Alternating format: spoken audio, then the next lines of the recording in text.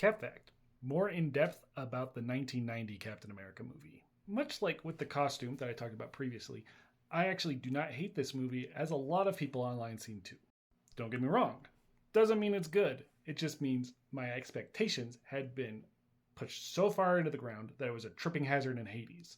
So when I got it and it was mediocrely bad, I was okay with it.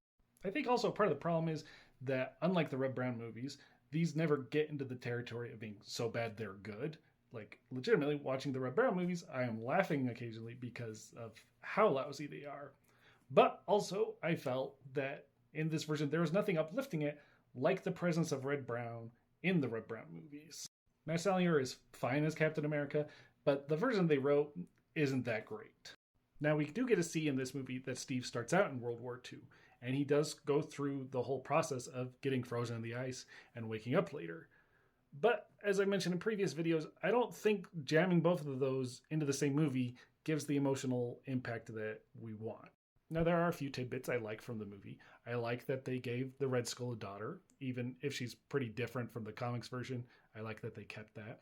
There's also a cool scene right after Steve wakes up in which someone comes and picks him up, but they do so in a Volkswagen, and they have an electronic recording device that says made in Japan.